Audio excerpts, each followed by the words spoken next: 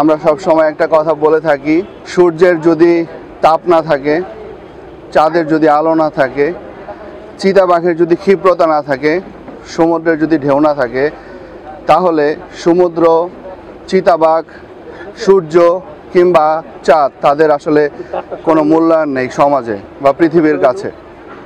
ঠিক মানুষ হিসাবে যখন আমরা জন্মগ্রহণ করেছি, মানুষের মধ্যে যদি মানবতা না থাকে, তাহলে আসলে আশরাফুল মাখলুকাত হিসাবে আমরা যেটা দাবি করি, তাহলে সেই মানুষের সার্থকতা নেই। যদি আমরা মানবতা ধরে রাখতে না পারি, মানবতাকে প্রসারিত করতে না পারি, মানবতাকে জাগ্রত করতে না পারি। আমি মনে করি আজকের যে রক্তদান কর্মসূচি এটি হচ্ছে, আমি বলবো যে হায়েস্ট ফর্ম অফ হিউম্যানিটি। আমরা যারা সুস্থ আছি, যারা সবল আছি, তারা যদি রক্ত দেই, আমরা মানুষের জীবনে সবসময় একটা সার্থকতা খুঁজি। যারা রক্ত দিয়েছে, এই রক্ত দেওয়ার মধ্যে যে কতটুকু তৃপ্তি, এটা যারা রক্ত দিয়েছে তারাই কেবল বুঝতে পারে।